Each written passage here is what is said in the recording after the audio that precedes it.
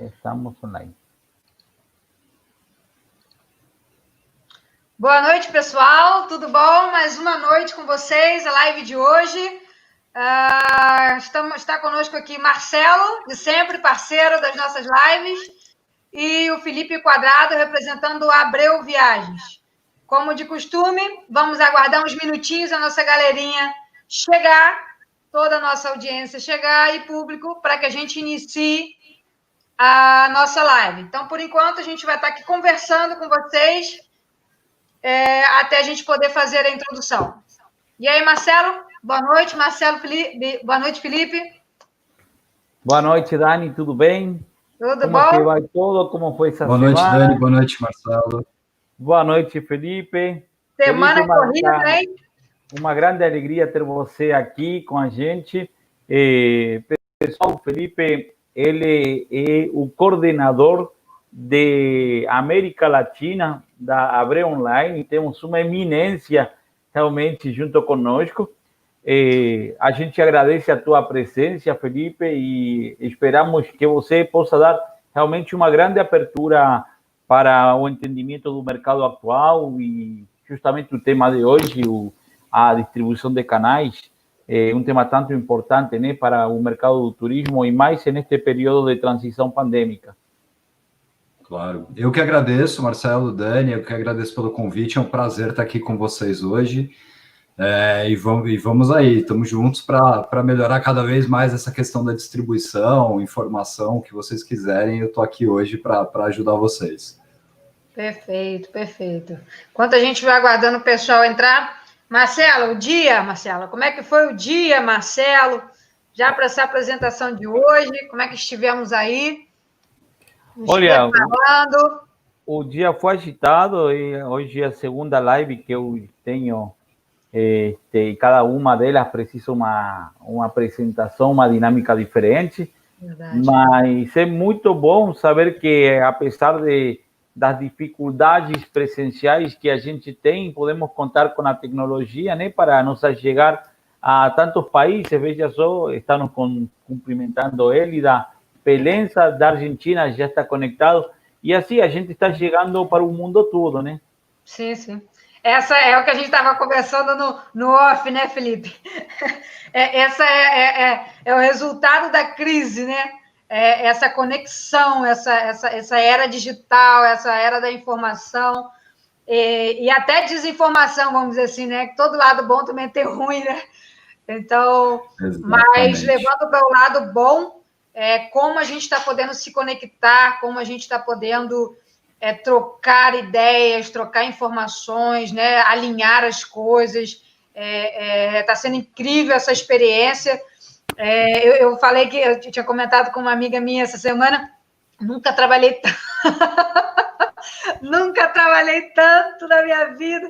A gente está com o hotel parado, né? Eu também gerencio um hotel em Búzios e a gente está com o hotel fechado pela quarentena, né? E preparando toda a estratégia off, né, para a retomada, mas eu nunca trabalhei tanto, muita coisa, acompanhar todas as informações, né, todas as novidades, entender essa mudança do mercado, entender esse dinamismo, né, de manhã a gente tem uma informação, de tarde a gente já tem outra, incrível está sendo essa nova perspectiva, né?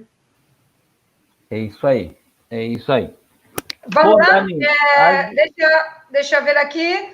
Já bateu os 5 minutinhos, o pessoal já está entrando. Exatamente. Vamos lá, as apresentações formais, né?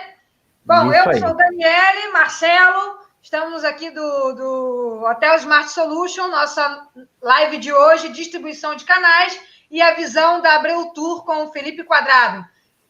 Marcelo faz a sua apresentação e logo em seguida Felipe já pode falar um pouquinho sobre você, tá, Felipe?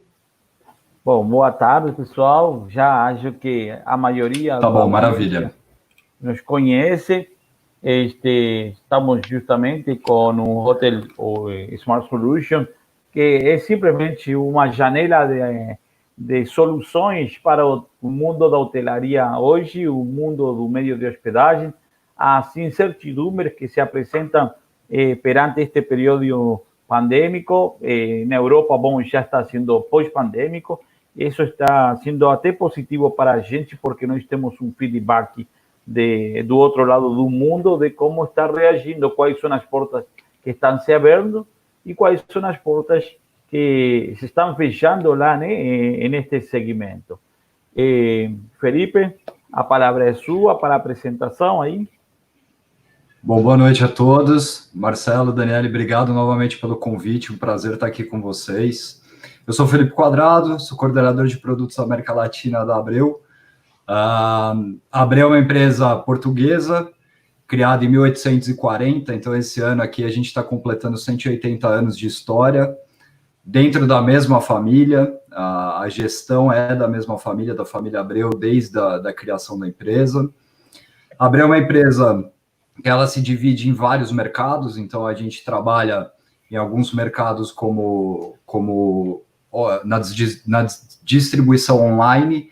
Então, a gente tem dentro do Grupo Abreu uma empresa chamada Abreu Online, que é essa questão da distribuição. Então, a gente atua em vários países. A gente tem hoje uma média de 5 mil clientes dentro do Abreu Online. A gente tem vários no Brasil, na Argentina, no Reino Unido, na Espanha, em Portugal. E a gente atende distribuição hoteleira. A gente também tem as questões da operação. Então, a gente tem tanto uma operadora em Portugal que atende basicamente as nossas lojas. Hoje a gente tem 140 lojas em Portugal e a gente faz o atendimento dessas lojas através da operação. E aqui no Brasil a gente tem uma operadora também. Então, a gente atende 9 lojas próprias aqui no Brasil, divididas entre São Paulo e Rio. E mais uma média de 2.500 clientes, agências de viagem, que a gente faz o atendimento aqui, também distribuído em 7 escritórios pelo Brasil, e mais alguns outros home offices que ficam espalhados nos outros estados, como reportando aos gerentes regionais de venda. Então, uma empresa que hoje tem quase 3 mil funcionários. A gente tem outras áreas também de atuação. A gente atua no mercado de cargas lá em Portugal, a gente atua no mercado de MICE, com a questão de eventos, grandes eventos, convenções e tudo mais, vindo ao Brasil, ou também exportativo Brasil para fora, ou Portugal para outros países. Então, a gente também tem essas áreas de atuação. A gente atua no mercado corporativo também em Portugal.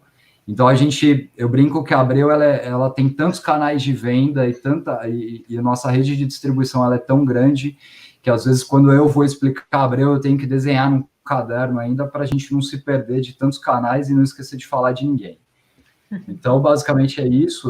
Eu tô na Abreu, eu vou para 6 anos na Abreu, entrei para contratar produto e assumi como head de contratação para as empresas, para esses canais de distribuição. No caso da Abreu Online, Abreu Tour, que é a operadora no Brasil, e Viagens Abreu Portugal, eu assumi toda essa questão de gestão de produtos no Brasil e na América Latina.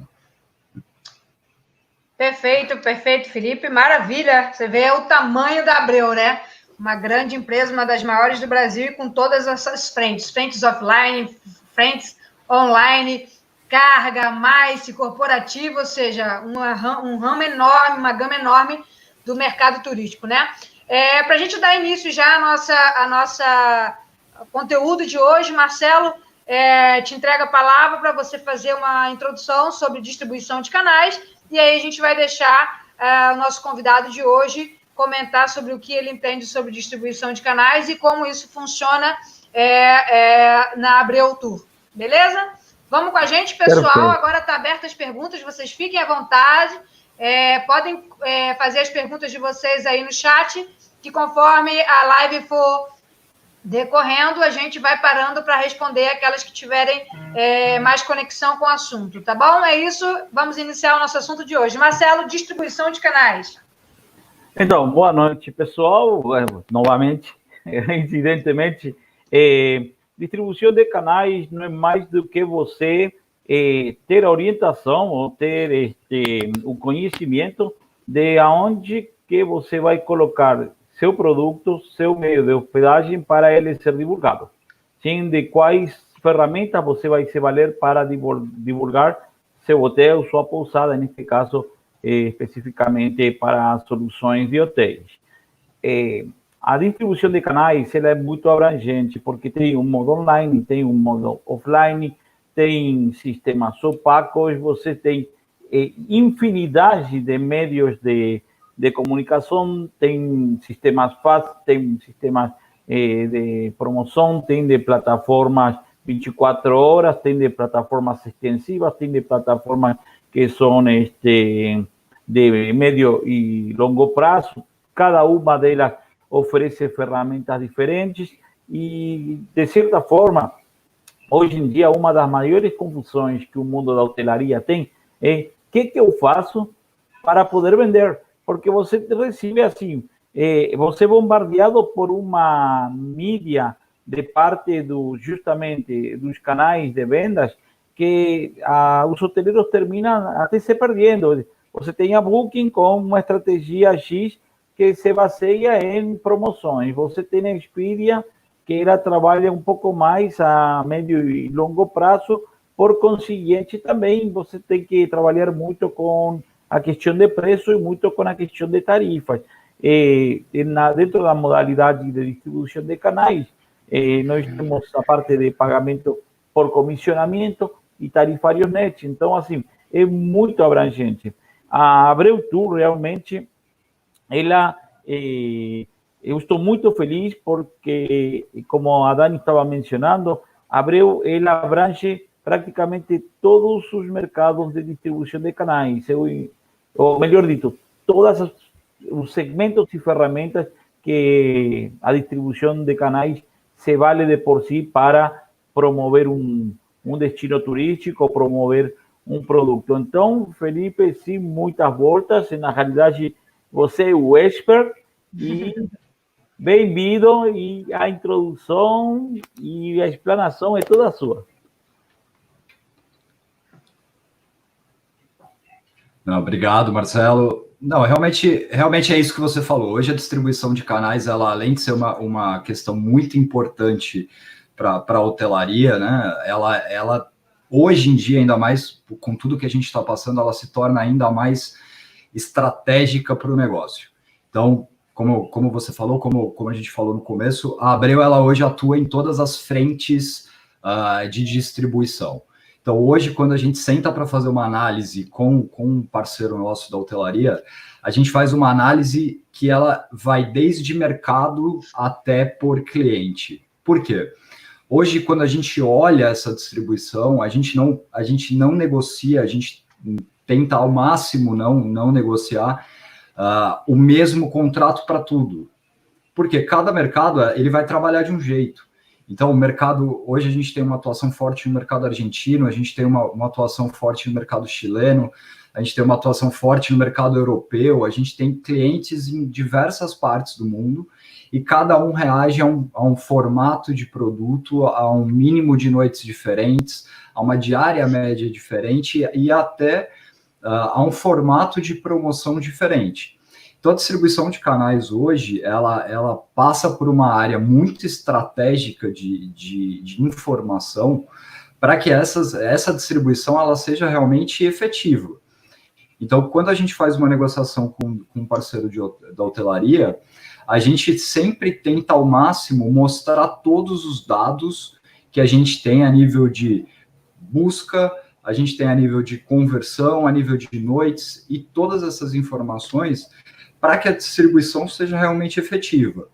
Então, hoje, falando da Abreu, a Abreu Online, ela é um bed banking, então a gente faz uma distribuição muito forte de hotelaria no mundo. Então, eu tenho clientes que estão desde a Polônia, Rússia, China, entre outros, como eu tenho clientes brasileiros, como eu tenho clientes argentinos, que vão comprar um produto completamente diferente e de uma forma completamente diferente do formato da mãe, vamos falar assim. Lá, Viagens Abreu, quando eu sento com os meus pares na Europa, a gente tem uma outra realidade relacionada ao produto.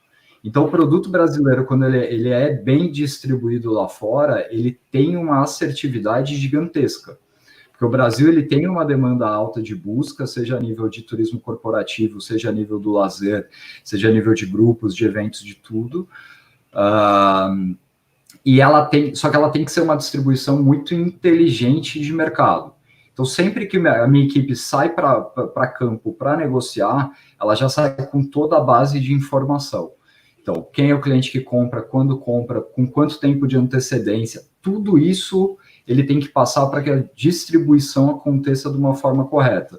Porque a distribuição, ela além de ter todas as informações comerciais, você tem toda a questão da questão técnica também.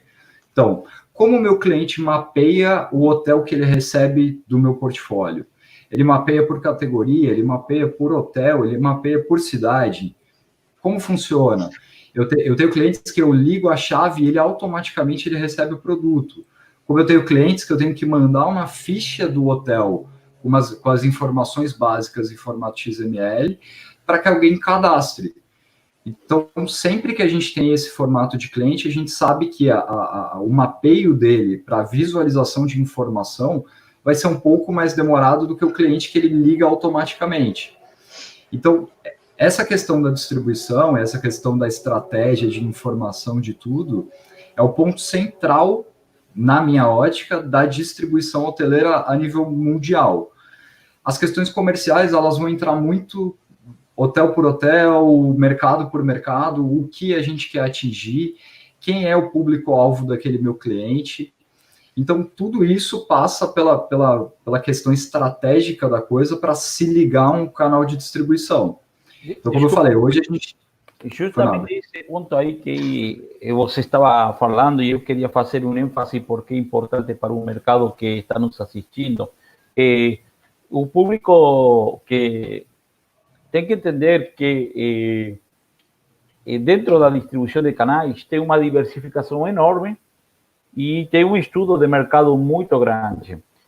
Você estava mencionando, por exemplo, que você tem que avaliar qual é o tipo de produto e qual é o mercado-alvo desse produto. Isso denota uma diversificação enorme, porque nós temos diferentes categorias de hotéis e pousadas, temos diferentes classes de turistas, temos diferentes segmentos, sim, demográficos e geográficos de clientes e de turistas e de fornecedores. Então, assim, como é que vocês conseguem, trabalhando tanto o segmento digital como o segmento analógico, apontar e, de certa forma, dar no alvo certo de cada segmento que vocês decidem criar uma estratégia na questão de divulgação? É uma situação que, como eu te falo, aqui nós estamos com pequenas pousadas, estamos com hotéis de médio porte e hotéis de grande porte, e cada um deles precisa de uma estratégia diferente para vocês, né? Com certeza. Na verdade, o tamanho do database que eu tenho hoje por trás do Abreu, a nível de informação, ele é gigantesco. Então, para quem já teve contato com alguém da minha equipe, sabe que a minha equipe ela só sai para uma reunião se ela tiver todos os dados compilados para levar para o parceiro. Seja a níveis macro, seja a níveis de cidade. Então, a análise, quando eu cobro a análise da minha equipe, e eles fazem isso de uma forma que é espetacular, toda segunda-feira eu tenho uma análise pronta de cada um dos meus contratadores de mercado em relação ao mercado, em relação a quais mercados estão vendendo, tanto o mercado de venda quanto o mercado que está recebendo aquela venda. Então, a questão do database, ela é muito pesada por trás, então a gente tem diversas ferramentas analíticas por trás, e fora, eu sempre falo que contra números não há argumentos. Então, a gente tem essa questão da análise que tem que ser muito feita, mas também tem que ter o feeling. Eu sempre peço para que eles tenham essa mescla entre a análise técnica e a análise do feeling, que eu acho que só a pessoa que está naquele mercado sabe. Então, eu às vezes dou sugestões para a minha equipe que eles voltam e falam, chefe, isso nunca vai dar certo, porque o meu mercado ele se comporta assim, assim, assim, assim, assim, assado. Então, quando você olha os dados, puramente os dados, você tem uma visão, e quando você mescla isso com o conhecimento das pessoas que estão lá no mercado, no dia a dia, isso é o que torna o processo analítico viável para entregar. E realmente é o que você falou. Hoje a análise ela é feita de várias formas. Então, seja a nível macro de destino, seja a nível de cliente para aquele destino, e aí a gente vai entrando cada vez mais dentro dos dados, que é, ok, um hotel grande, eu poderia fazer tal projeto porque eu sei que ele tem capacidade de entrega desse nível de projeto. Ou, esse hotel ele quer atingir um público que é um público-alvo X. Então, a gente vai convergindo os dados para que dentro do que a gente tem de planejamento, junto com o que o nosso parceiro tem de planejamento, a gente possa chegar numa negociação que seja boa para ambas as partes. Então, a questão de dados, ela é muito importante. A gente tem uma equipe de database gigantesca na parte da criação de relatórios. Então, eu tenho uma equipe em Portugal que faz essa criação de relatório. E a minha equipe, quando recebe esses relatórios semanalmente, mensalmente, anualmente, semestralmente, ou quando a gente quer também que a gente tenha acesso a um BI, que a gente faz toda essa parte analítica, é ali que a gente começa a transformar o número em realidade. Então, a questão da distribuição, ela vai mudar hotel por hotel e ela vai mudar quem eu quero atingir ou não. Então, eu tenho parceiros de hotelaria, porque eu, além de cuidar dessa parte de gestão, essa parte mais de head da equipe, eu também tenho destinos. Então, eu não abro mão de ter destinos de contratação que eu vou a campo para negociar, porque eu acho que senão a gente perde o tato da coisa. Então, quanto mais a gente estiver dentro do mercado, mais tato a gente tem no dia a dia. Então, eu viajo junto com meus contratadores, eu faço visita em agência de viagem, eu faço visita, eu vou às vezes fazer visita junto com o promotor da Abreu no Brasil para vender um grupo. Eu vou para Portugal para fazer roadshow nas lojas da Abreu, porque 140 lojas é uma loucura para a gente fazer, mas a gente às vezes faz esse roadshow, então juntam-se os heads de contratação e a gente vai para dar um update para todo mundo. Então eu acho que quando... Desculpa interromper novamente. Tem alguns termos que para nós são normais, a gente utiliza diariamente, mas temos muita gente aqui do público que alguns termos eles desconhecem. BI, pessoal, é Business Intelligence, quer dizer, são negócios inteligentes. Para os que não entenderam, ele está falando justamente de uma parte da gestão estratégica da empresa. Sabe, Felipe, uma das coisas que eu tenho percebido ultimamente, sem querer perder a linha do que você está falando, é que parece assim, como que o mundo da hotelaria hoje e outros segmentos também tem medo de números, tem medo de estatísticas, tem medo de métricas.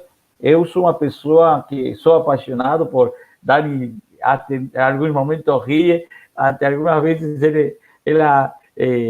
a gente começa a trabalhar sobre essas métricas e sobre estadísticas, e a gente às vezes percebe realidades que são diferentes do que você vê à simples vista. Quer dizer, a estadística ela te mostra, como quem diz, uma quarta dimensão. Você está conseguindo enxergar um pouco mais lá do que se percebe normalmente, mas as pessoas desconfiam muito dessa metodologia em base à estadística. E você está mencionando que a estratégia plenamente da Abreu é em base à estadística. Então, o que a gente fala para a hotelaria hoje? As métricas valem? Não valem? As estadísticas servem? Não servem? Na verdade, a questão estatística ela é muito importante. O número, e eu sempre digo isso, volto a frisar, né? Contra números não há argumentos. Mas é aquela coisa. O que eu cobro muito de informação a gente sabe que 1 mais 1 é 2. Mas por que surgiu esse primeiro 1? Ou por que surgiu esse segundo 1 que virou 2? A gente precisa entender a cadeia toda do dado para poder falar, ok, eu entendi o porquê desse número. Então, igual, eu fiz depois eu vou abrir aqui para vocês verem uma tela minha, que é a questão de pesquisas a nível de Brasil, falando de Abreu a nível de Brasil. Então, produto brasileiro a nível de Brasil, não tem os números, os dados todos, mas vocês vão ver no gráfico que a gente tem boas visões futuras, vamos falar assim. Só que o que acontece? Esses números, se eu não entender tudo que está por trás deles, eles são só números. Então, a questão estatística, ela é muito importante. Eu sou uma pessoa muito de questão estatística, de análise, uma pessoa muito analítica. Eu tenho relatórios que eu gasto 16 horas para fazer por dia. Eu fico 16 horas na frente de uma planilha de Excel, fazendo um relatório gigantesco. Mas esse relatório, ele nada... Então, eu tenho a base, eu tenho a informação, legal, mas por que eu cheguei naquela informação? Então, eu aumentei vendas. Legal, por que eu aumentei vendas? É igual quando alguém chega para mim e fala, nossa, o meu hotel hoje, ele aumentou, eu tenho um dos hotéis que eu contrato, ele aumentou 70% na venda hoje. Aí eu falo, pô, legal, parabéns. O que você fez para aumentar esse 70%? Exatamente, o que foi feito? Porque só o 70% é um dado maravilhoso. Entendeu? É um dado maravilhoso, 70%. Só que por quê? Como? Então, a gente tem que ser do nosso lado, e eu tenho uma equipe que é muito assim, que é uma equipe muito questionadora. Então, eles fazem o levantamento de dados, eu peço para que eles compartilhem de forma geral. Então, o relatório que sai do meu contratador, que vai para o campo, ele vai desde a diretoria até as equipes de Portugal, para que todo mundo tenha um overview do que está acontecendo. Só que eu gosto de ser o questionador da história. Então, eles têm isso também. Tem muitos que questionam o relatório do outro. Ok, você cresceu 70%. Legal, mas o que você fez? Porque na minha região eu preciso crescer 70%. Se você fez uma boa prática, eu preciso compartilhar no todo para que todo mundo saiba. Então, é o que eu falo. A questão analítica ela é importante porque os números são o que norteiam o nosso negócio. É o quanto é o lucro, né? É o lucro líquido, é a despesa, é o quanto a gente gastou, o quanto a gente ganhou, no final, o quanto deu de lucro líquido. A gente sabe disso.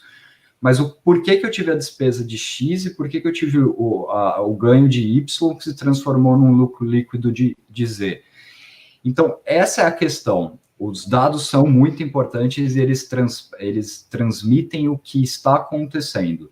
Só que para você chegar no dado, você tem que saber o que está acontecendo. Então, ser questionador, ele é muito importante quando a gente fala de um ambiente analítico também.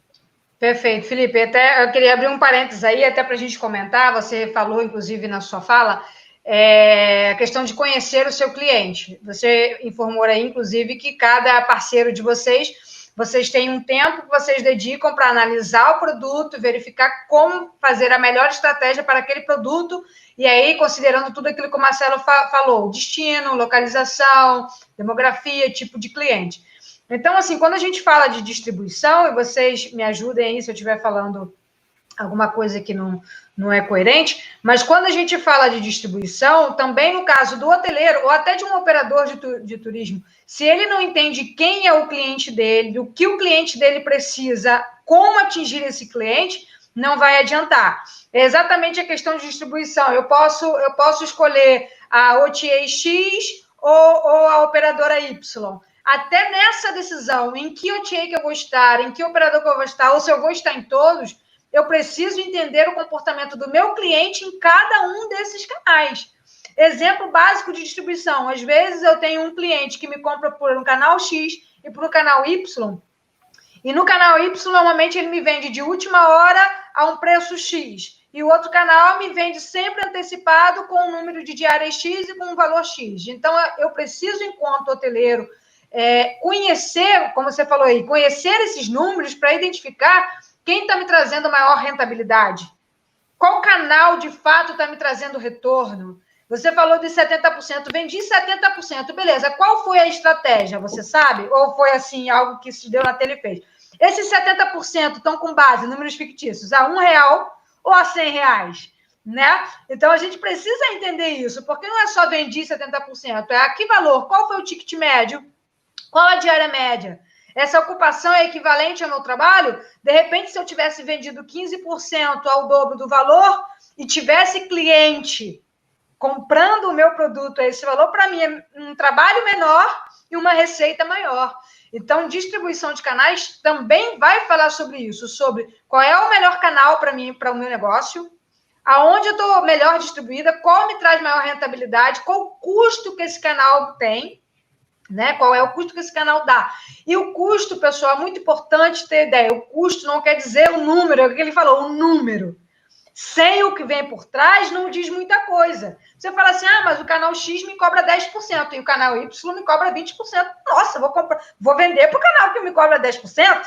Não é verdade? A lógica do número é essa, mas essa não é a realidade. Porque, às vezes, o seu canal de 20% vai te trazer no mês 100 reservas de 7 dias. E o canal X, que só cobra de 10%, vai te trazer 10 reservas de 2 dias. Então, você tem que ver, no final das contas, contando dia por dia, contando segmentação também de dias, sazonalidade. Por exemplo, quem tá na localização de corporativo São Paulo, a gente tem um número enorme de segunda a sexta. Quando a gente fala de praieiro, a gente fala de um Porto de Galinhas ou de um Búzios, a gente fala que o final de semana é mais importante. Então, distribuição de canais também deve considerar todos esses pontos. Então, foi muito lindo o que você falou no sentido do número. Temos que ser analíticos, sim. Os números importam, os números falam, os números informam.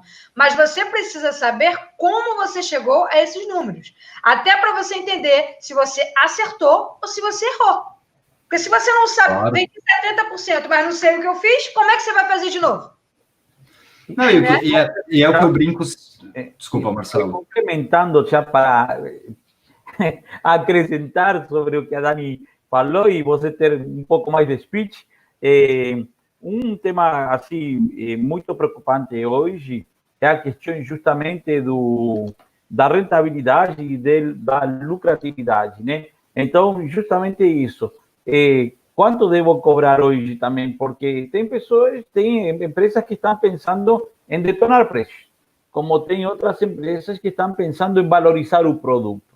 Então, complementa absolutamente o que a Dani estava te expondo e a palavra é sua. Sim.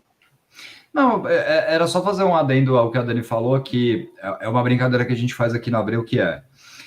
Se você colocar um cara do financeiro, que é um cara completamente números, para fazer uma negociação de hotel, ou se você colocar um cara do comercial para fazer um balanço financeiro, é uma loucura. Porque cada um tem um perfil de trabalho, de jeito. A gente que é do comercial, a gente quer fazer tudo. A gente quer criar tudo. A gente quer vender o máximo. A gente quer... não, coloca 75 apartamentos aí para vender no sistema. A gente quer vender de tudo. Só que você tem o financeiro na outra porta que fala, opa, peraí, segura, porque para eu vender 75 apartamentos, eu tenho um custo de X que a tarifa que você está fazendo não cobre. Então, o que eu peço sempre para as pessoas que trabalham nas minhas equipes é que as pessoas tenham esse conhecimento analítico, a análise, o número, ele é importante, só que você tem que ter o feeling comercial, que é o que eu falei no começo. Se você não tem o feeling comercial, o dado, ele só serve para te mostrar, só para te dar um norte do que está acontecendo. Mas analisar, é igual o mercado financeiro. Falar da crise de 2008, falar da crise de agora que ela está acontecendo, ou que ela já passou, é muito fácil, porque todo mundo vai, mas espera aí, lá atrás a gente já dava indícios de crise. Só que, por que ninguém se planejou, então? Então, o mercado financeiro diz muito isso, né? Então, o dado, ele é muito importante para te dar uma ideia do que está acontecendo, seja a nível de passado, seja a nível do momento, seja a nível de projeções futuras. as projeções, elas nunca são, elas são quem acerta uma projeção 100% é raro, porque projeções estão ali, você tem milhares de fatores externos que influenciam. Só que é exatamente isso. Em relação a essa mescla, é o que eu peço sempre muito para as minhas equipes. Então, essa mescla do financeiro / comercial / operacional / tudo, porque senão isso é o caos. Então, a gente gosta de trabalhar nesse formato, então a gente tem, que nem você estava falando de preço. A Abreu é uma empresa que, historicamente, ela não mexe preço. Eu não faço loucura de preço. Por quê? E quando começou a crise do Covid, que todo mundo ficou desesperado e tudo mais, eu cheguei para os meus chefes e falei, olha, vai ter uma crise, Covid, o que está acontecendo? Eles falaram, cara, peraí, a gente já passou por 2 guerras mundiais, pela gripe espanhola, pela quebra dos mercados. Cara, é mais uma pandemia, a gente passou por 2008. Então, assim, a gente sempre fala que a gente é corredor de maratona. A gente corre aos poucos para correr longe. A gente não quer dar um sprint de 50 metros e cair lá na frente morto. Isso, o voo de galinha não é com a gente. Então, a gente tem essa questão de preço, a gente sempre vai buscar, e o que acontece? Quem já teve a oportunidade de negociar com a minha equipe sabe que a minha equipe, sempre que ela vai pedir preço, ela está baseada em alguma coisa. Então, ela vai chegar para você e vai falar, eu queria a tarifa de, vou dar números X, tá? Uma tarifa de R$100. Só que ela vai chegar para você, tem pessoas que você pergunta e fala, tá, ok, mas por que R$100? A pessoa vai te falar, porque eu acho que é o que vai vender. O que eu peço para a minha equipe quando ela vai para a rua é, por que R$100? E eu pergunto isso para eles. Antes deles irem para a rua falar com os nossos parceiros, eu pergunto isso para eles. Eu falo, legal, só para vocês saberem, quando todo mundo que vai viajar na Abreu, eles sentam comigo com a agenda de viagem, com todos os pontos escritos do que vai falar com aquele hotel, e eu vou analisando ponto a ponto. Eu vou falando, legal, você vai pedir promoção, por quê? Porque eu estou sentindo que o mercado X está reagindo num tempo Y, mas está reagindo numa tarifa que é X reais mais barata que a dele. Então, se ele chegar nessa tarifa, pode ser que essa venda decole junto. Tudo bem, você tem um embasamento para falar de preço. Mas loucuras a gente não faz e a gente não vai fazer. Porque a gente tem essa questão de ser uma empresa muito antiga, e que vai se renovando sempre e que a gente já viu muita coisa acontecendo. Então a gente olha para o passado e a gente fala, pô, eu não quero ser que nem esse cara, eu não quero acontecer isso. Então, vamos devagar, vamos fazer tal coisa. Então a gente sempre tem esse planejamento para quê? Para que haja uma saúde do nosso lado e para que haja uma saúde no parceiro. Parceria é via de mão dupla. Se não for bom para mim ou não for bom para você, não é parceria.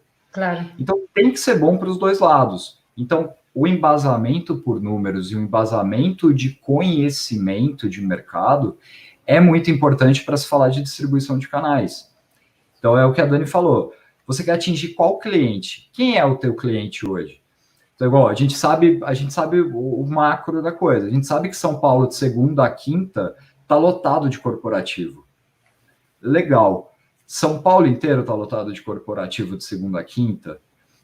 Não sei. Será que tá? Será que não tá? Será que o hotel na cidade, ali em Guarulhos, que é do lado de São Paulo, tá lotado também? Legal. Não está lotado. Ok, o que a gente pode fazer em Guarulhos? Quem é o público que busca Guarulhos? Quem entra ali? Isso é distribuição de canais. Exato. Então, não adianta eu fazer um trabalho. O porquê que a base de informação é importante para a distribuição? Porque sem isso, você vai atirar para todo lado, alguma coisa vai dar certo, mas o porquê deu certo você não vai saber. Claro. E tem também a questão da própria segmentação de produtos, né, o Felipe? Pelo que eu entendi também, no caso falando da Abreu, não é todo produto que se encaixa no perfil. Né? Pelo que eu entendi também, vocês têm bastante essa questão da segmentação, essa questão de verificar se aquele produto tem a ver com os tipos de cliente que a Abreu atende. Então, isso é muito importante também na hotelaria. Às vezes você está olhando para o lado e está dizendo assim, mas fulano está vendendo, fulano não é você. Fulano tem os dados deles, fulano tem a história deles, fulano tem o perfil de cliente dele, e você tem o seu. Ah, mas nós somos concorrentes? Perfeito, a concorrência está aí exatamente para você pegar as similaridades, né, e trabalhar elas, mas não quer dizer que você é o produto dela. Então, sei lá, ela dá um café com kiwi e você que dá café com morango. Então, você não pode se comparar para o cliente que quer comer kiwi. Você tem que procurar continuar e seguir caminhando na busca do cliente que quer morango. Por quê? Porque morango é o que tem no seu negócio. Entendeu? Exatamente. Então, eu gosto muito de explicar isso para os hoteleiros, porque para você conseguir prospectar novos clientes, para você atingir novos mercados, para você atingir uma gama maior desse mercado em que você está inserido, para você ganhar mercado do seu concorrente, é preciso que você conheça muito bem o seu produto. Você precisa conhecer muito bem o seu negócio para que você exponha da maneira correta o seu negócio para o seu cliente e o seu cliente entenda o seu negócio como único. Ah, eu tenho uma banheira de hidromassagem que a água vem por todas as laterais. Fomente isso, fale sobre isso, busque o cliente que está procurando a hidromassagem que faz isso. A minha piscina tem água salinizada. Busque clientes que estão buscando isso, piscina salinizada, que se importam com a natureza, que não querem ver produtos químicos sendo sabe, isso eu estou falando exemplos bobos, né? Mas é muito importante que tanto o operador, no caso próprio da Abreu, que a gente vê bem isso, essa questão da segmentação, quanto com relação à hotelaria, é imprescindível que você conheça o seu cliente. Em marketing a gente chama conheça a persona do seu negócio. Não ofereça banana para quem está querendo comer maçã. Então, é muito importante você conhecer o seu cliente para você oferecer o produto certo. Aí a gente vai até em revenue, o produto certo para o cliente certo, no momento certo. Então, assim, não adianta você, fulano baixou, nossa tarifa, vamos botar uma tarifa padrão de R$500. Fulano baixou a 300. O problema é de fulano. Fulano tem as contas dele para pagar, fulano sabe se R$300 cobre. E se você não cobre? Se R$300 não cobre o teu custo? Não é verdade? Então, as coisas não são feitas assim só porque eu vi fulano fazer ou só porque o mercado está indo dessa forma. A gente precisa conhecer a nossa estrutura, quais são os nossos custos, até onde a gente pode chegar. No caso da distribuição de canal, qual é o canal que vai conseguir trazer esse retorno para mim, caso a minha necessidade seja imediata? Nesse momento, né? Quem é esse canal? Quem é esse operador? Quem é esse OTA? Quando a gente fala de distribuição de canais, também é bom falar aqui para o pessoal, a gente fala sobre OTAs, OT6, operadores, TM6, DM6, mais corporativo, GDA, agências de turismo. Então, quando a gente fala de distribuição de canais, a gente está falando disso, tá, pessoal? Não sei se eu falei rápido demais, mas a gente está falando disso. Então, assim, você tem que estar em todos? Não sei, talvez o seu mercado, talvez o seu negócio tenha que estar em todos. Talvez não, talvez alguns principais, alguns que sejam mais vantajosos para o seu negócio, seja de maior interesse seu ter uma parceria mais afinca, né? Uma parceria com maior afinidade, com maior proximidade. Tem canais direto também, como que o seu hotel, o seu negócio está posicionado nos seus canais diretos. Antigamente a gente falava de site e de e-mail, né? Hoje a gente tem rede social, hoje a gente tem WhatsApp trabalhando a nosso favor, hoje a gente tem blog. Então, assim, transformar suas mídias sociais hoje, se esse for o seu negócio, tá? Não adianta você falar assim, a Dani falou na live que a minha rede social pode ser um canal de venda. Não estou dizendo isso, estou dizendo que ele pode ser. Então, tem negócios, inclusive, que usam as redes sociais como canal de venda direto. Tem um botãozinho lá, ou tem uma pessoa ali atendendo e vendendo diretamente na rede social. E tem outros que são vitrines. Você não vende ali, mas você faz daquilo ali a sua vitrine e linka, né? Encaminha o cliente dali para um setor de reservas, para um canal de vendas. Então, assim, tudo precisa ser analisado no detalhe. Existem diversos canais de venda. O que melhor serve para o seu negócio, só você, dono do seu negócio, vai poder saber. E para isso você precisa conhecer seu cliente e conhecer seu negócio. Queria agregar isso aí para ficar claro, porque senão as pessoas pulverizam, né? Não, vou botar em todos os canais e aí ele perde controle. Olha, quando eu falo, por exemplo, em consultoria ou em treinamento, eu pergunto assim, qual a sua taxa de cancelamento? Qual a sua taxa de cancelamento nesse canal que você diz que está te vendendo bastante? Não sabe. E são dados que, por mais que não sejam o principal dado, são dados que importam. Porque por que está sendo cancelado? Com quanto tempo está sendo cancelado? Você está tendo um retrabalho, fazendo reserva, quando chega próximo da data, cancela tudo, tem que fazer um retrabalho para revender novamente isso. Isso é distribuição de canais. Você precisa conhecer taxa de venda, qual é a conversão que você tem no canal, taxa de cancelamento, qual é a taxa de cancelamento que você tem naquele canal, está valendo a pena? Qual o motivo do cancelamento? O canal é ruim? Não. Às vezes é porque você não fez uma janela de vendas correta, você vendeu a R$300 há 3 meses atrás e agora, na boca da data, você está vendendo a 100. Todo mundo vai cancelar e vai comprar R$100. Então, assim, precisa ter estratégia, precisa ter números, precisa olhar detalhe por detalhe, canal por canal. Distribuição de canais, estratégia de distribuição de canais vai falar exatamente isso. Olhar cada canal com a sua especificidade e os dados e as informações que você tem dos negócios que você fez no passado ou atualmente desse canal. Vale a pena continuar com tal canal? Tem que se pensar. Quem sabe mudar, quem sabe não dar preferência para ele, buscar um canal diferente, buscar uma Abreu. Não trabalhe com a Abreu, buscar, porque você não busca uma Abreu, não busca um outro operador, não busca um outro canal. Eu vi tanta gente reclamando, mas aquele canal é assim, fulano está me extorquindo com a comissão, Bertrano está me extorquindo com o markup. As pessoas que normalmente falam isso não têm a identificação do custo real e do retorno real dos canais de venda. Pode ter certeza, ele não tem. Porque se ele tivesse, ele diria, não vou trabalhar com tal canal. Porque tal canal, além de me cobrar demais, não me está rendendo o suficiente. Não vou brigar com ele, vou buscar um outro canal que vai fazer para mim o que eu estou esperando do mercado. Não concorda com isso? Outro ponto, Dani, para acrescentar aí um pouquinho mais sobre esse empatismo que você acabou de expressar, e justamente também eu desconheço o meu produto. Sabe que a gente às vezes olha o jardim alheio, então o jardim alheio está cobrando R$90, R$50, e eu falo, se ele está cobrando, eu tenho que cair junto com ele. Só que, de repente, ele não tem nem a qualidade, nem o serviço, nem a estrutura que eu tenho. Hoje em dia, lamentavelmente, a maioria das pessoas focam em uma palavrinha que se chama mercado. E, na realidade, o mercado não faz tua tarifa. O que faz tua tarifa é você mesmo. É seu produto, é como você leva à frente o relacionamento, a qualidade de atendimento, a qualidade do produto que você oferece, quais são os valores agregados que você coloca para seu cliente. Tudo isso influencia em que você faça a sua própria tarifa. Hoje em dia, eu tenho conversado com vários hotéis, também aí, junto com a Dani, no ramo da consultoria, que a gente fala, olha, quem faz a tarifa de seu produto é você.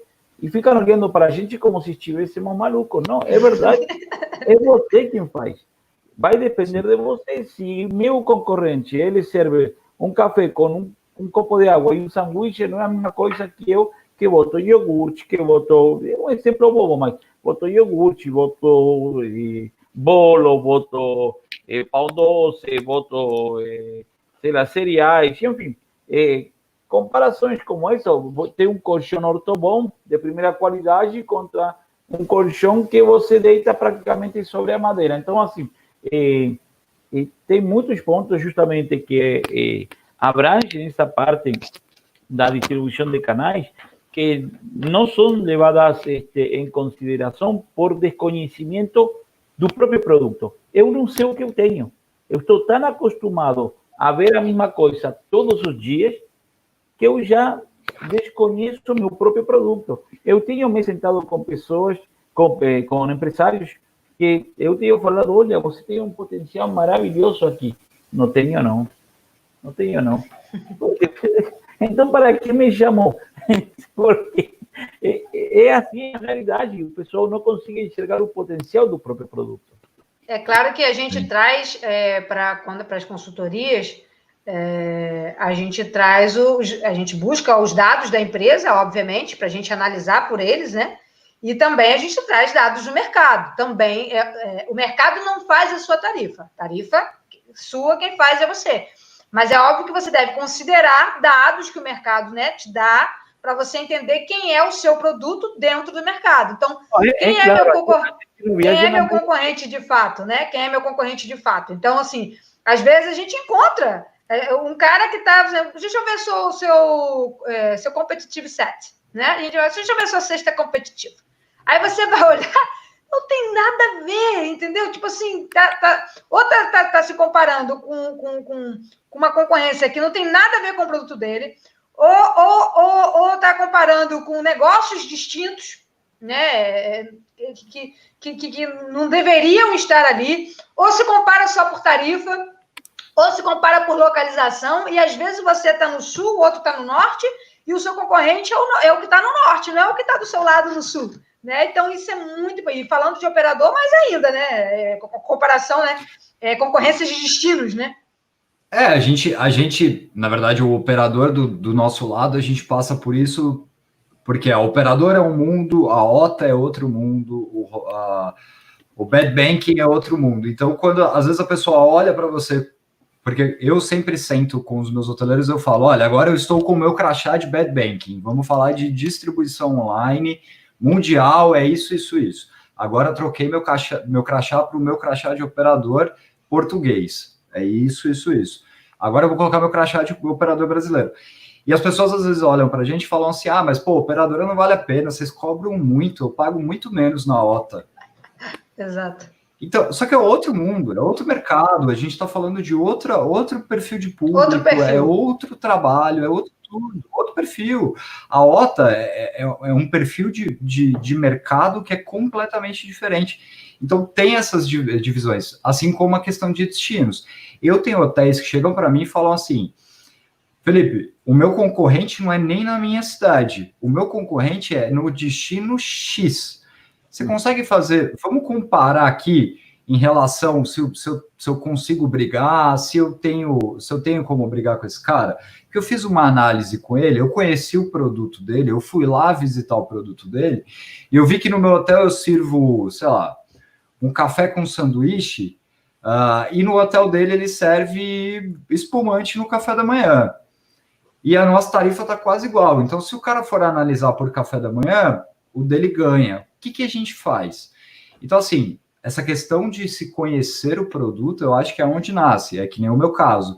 Eu tenho que conhecer o meu mundo de operador, eu tenho que conhecer o meu mundo de bad banking para poder ir apresentar qualquer tipo de ação para qualquer pessoa que seja. Então, se eu não conheço o meu dia a dia, o meu produto, o que eu posso agregar para aquele parceiro, eu tô fadado ao fracasso.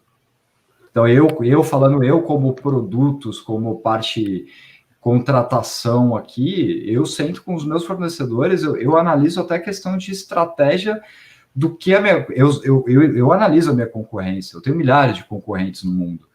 Só que eu tenho que analisar o que eles fazem e eu tenho que falar, legal, eles estão com uma boa estratégia para eles. Exato. A minha estratégia é essa. Então, assim, a concorrência ela é importante, a cesta competitiva ela é muito importante para te dar um norte do como você tá. Vamos supor que você tem 4 hotéis que são concorrentes diretos, tem o mesmo perfil de atendimento, o mesmo perfil de alimentação, tudo é igual, só que é o teu produto. E você tá com uma tarifa que tá R$400 e o cara tá aplicando, e os outros 4 estão aplicando 100. Você já falou, opa, peraí, alguma coisa tá errada nessa conta. Perfeito. Então, é o que eu falo, né? É o exemplo que eu dei de São Paulo. São Paulo tá lotado de segunda a quinta? Tá. Você acha promoção de segunda a quinta? Acha, porque não é todo mundo. Exatamente. As promoções são final de semana, justamente em São Paulo. Sim, final de semana ainda mais. Você comentou sobre alguns dados que você queria mostrar. Isso.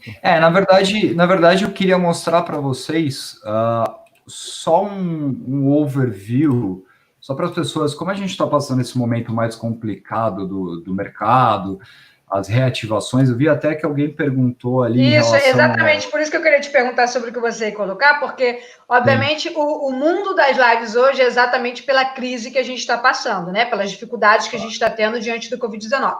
Então, as perguntas, normalmente, ou seja, o público normalmente quer saber, e distribuição de canais, no caso da nossa live, distribuição de canais agora, pós-Covid-19, como é que vai ser, o que a gente tem esperado, quais são os dados. O Igor Pereira, inclusive, perguntou aqui, não sei se é o mesmo que você está vendo, né? É o mesmo. Parabéns pela iniciativa, Felipe. Tem alguns insights de como o público europeu vê a possibilidade de viajar para a América Latina para os próximos meses? Se você quiser e tiver a ver com o assunto aí dos seus dados, pode seguir. Sim, os meus dados estão mais abertos, na verdade, eles estão mais globais, assim. Eu vou falar em específico do público português. Do público europeu. Se você quiser também expor, não sei se você consegue daí, eu acho que você consegue expor sua tela, se você quiser. Deixa eu ver se eu consigo.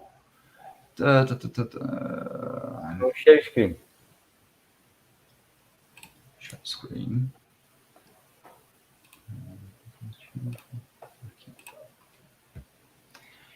Bom, não sei se vocês estão conseguindo ver a minha tela aí.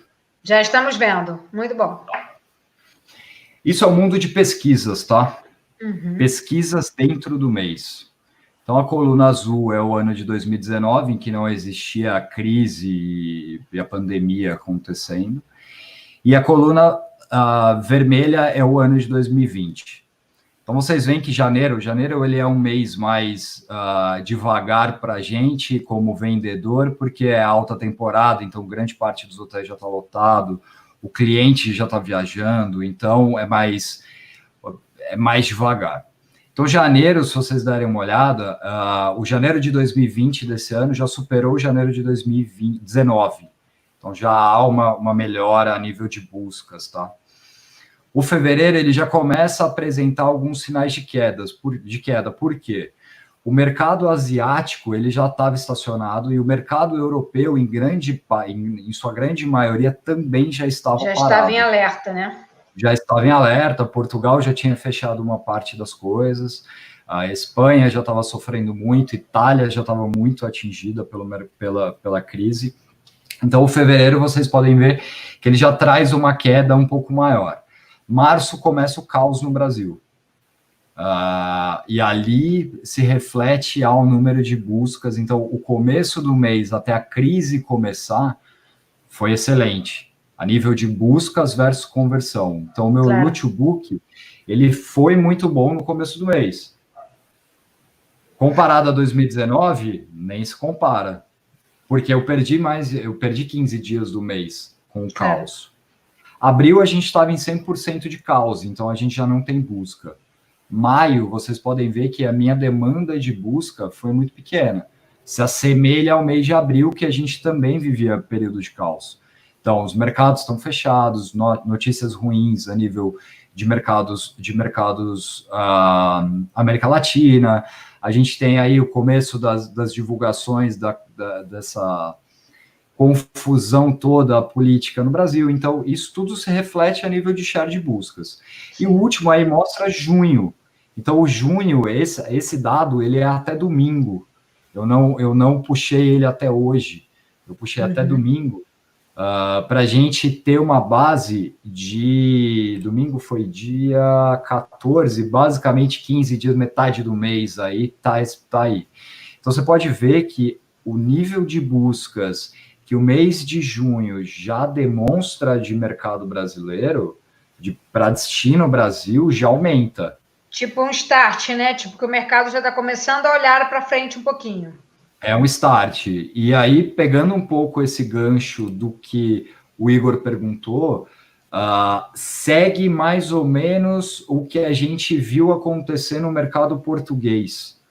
Então, a gente viu o mercado português estar completamente fechado para começar a se reativar, então sair do estado de lockdown para o estado de emergência.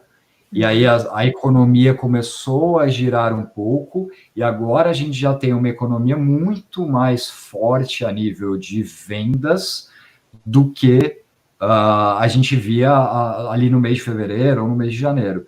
Então, está se assemelhando um pouco, a gente já vê um start a nível de buscas e a nível de conversão de vendas, já começa a crescer, a melhorar, a coisa já começa a girar um pouco mais, ainda muito baseada no mercado brasileiro. A gente sabe que o mercado europeu, o mercado asiático e os mercados...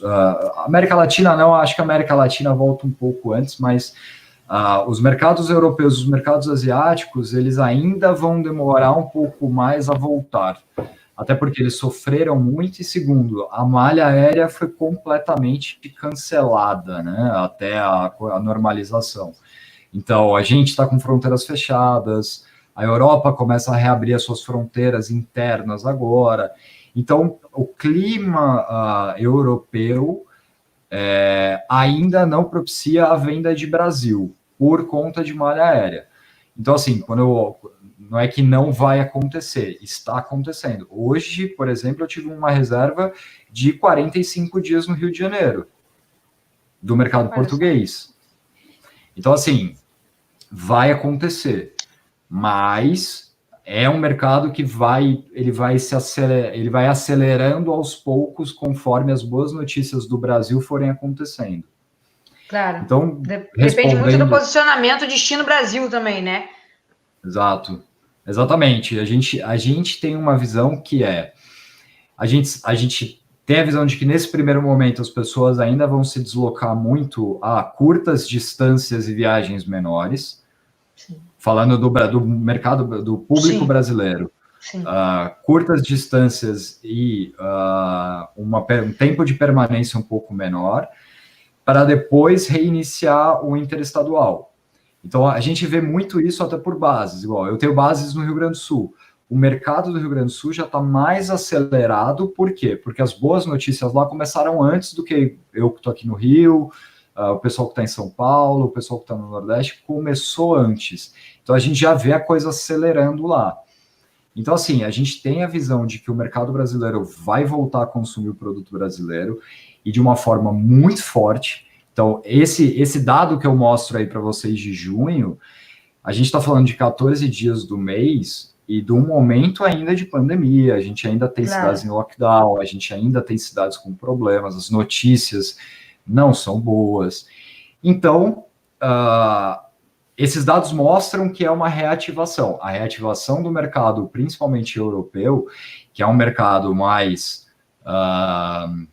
Não é que ele tem medo, é um mercado que, por você ter vários destinos ali próximo, você acaba tendo aquela coisa, eu vou para o Brasil ou eu vou aqui para Paris ficar 4 dias?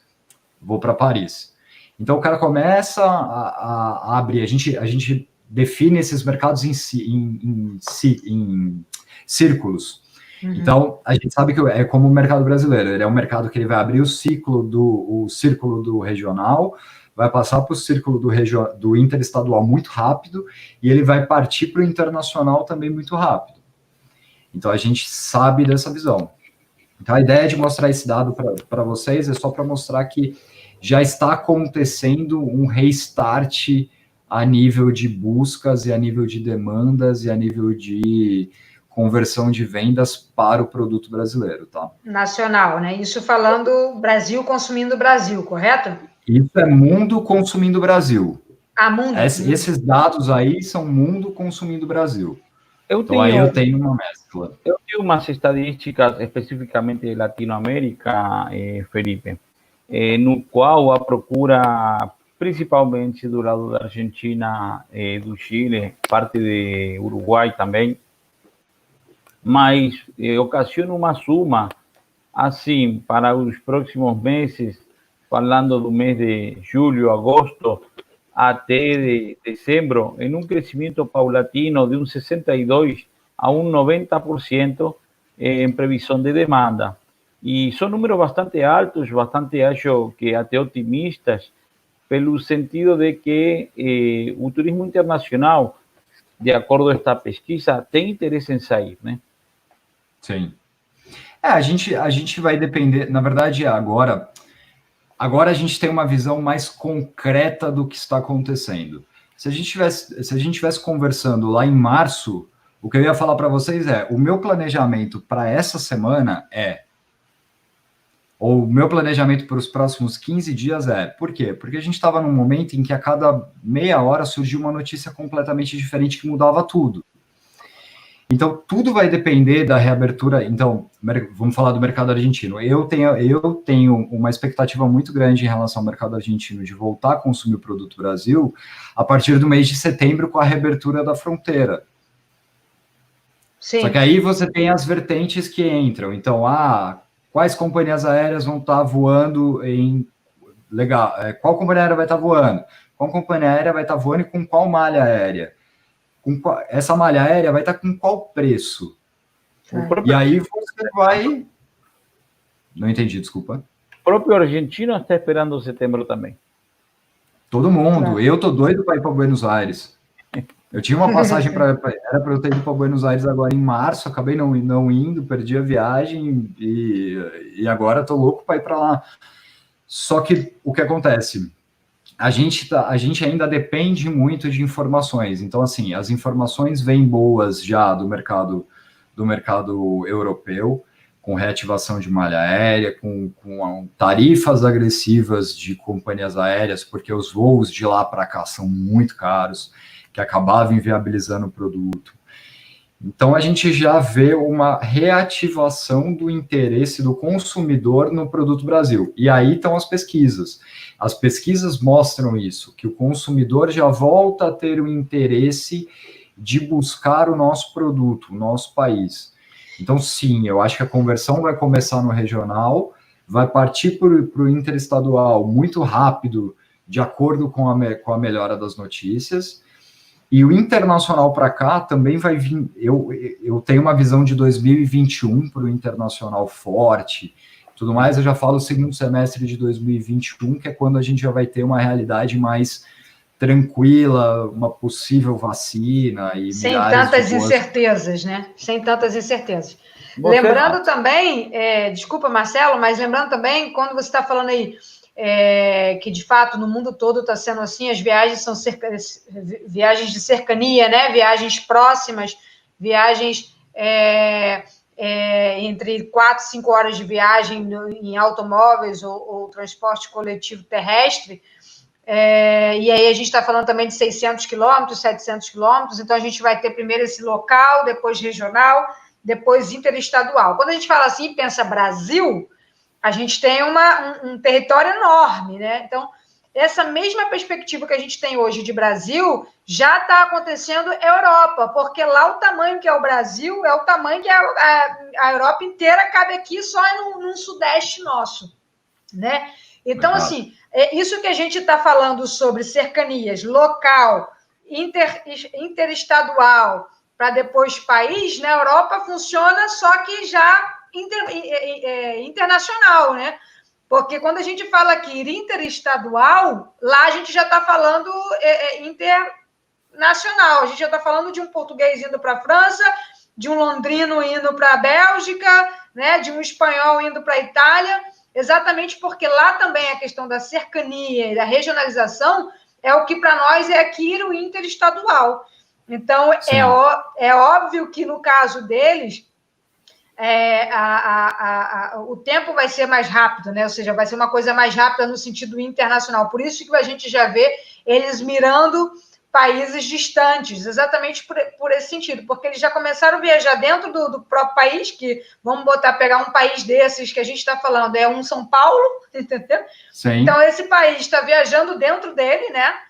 Seria, vamos dizer assim, Rio de Janeiro viajando dentro do Rio de Janeiro, e aí eles começam a viajar internacional, que para nós seria Rio de Janeiro indo para São Paulo, no caso deles é um francês indo para a Inglaterra, e aí quando a gente estiver começando a pensar em viajar internacional, eles já vão estar viajando.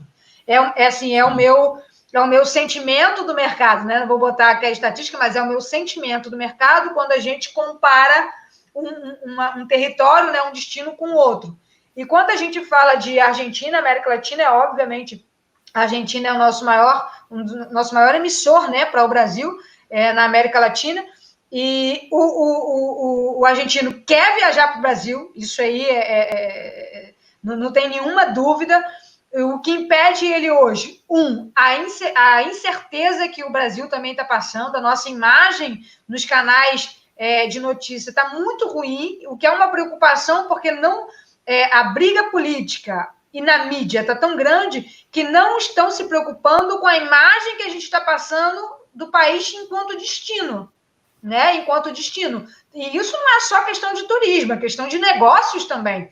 Se você passa uma incerteza tão grande no país, são negócios financeiros enormes, são empresas multi-internacionais, são com dimensões enormes que deixam de vir colocar o seu dinheiro aqui, deixam de vir investir aqui pela imagem péssima que o Brasil, sem lados, tá? Não estou aqui para falar de questões de lados políticos, claro. Mas é que essa briguinha política que a gente está vendo não está contribuindo em nada para o país.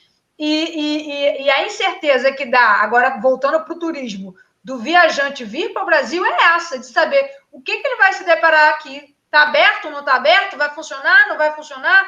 O presidente diz que o Estado vai estar aberto, mas o governador diz que não. Então, eu acho que essa incerteza é o que mais enfraquece o desejo hoje do turista estrangeiro viajar. E no caso do argentino, que é apaixonado pelo Brasil e tem muita proximidade, né? Ele não está vindo. Eu te garanto que se o Brasil passasse a informação assim, podem vir, temos aéreo para vir, estamos abertos a partir de julho. Eu te garanto que na segunda quinzena de julho a gente ia ter os argentinos em peso aqui. Entende? Sim. Então é uma questão estratégica, de informação e de imagem. É óbvio, vamos passar a verdade, não vamos mandar o povo vir para cá se o negócio está pegando fogo, né?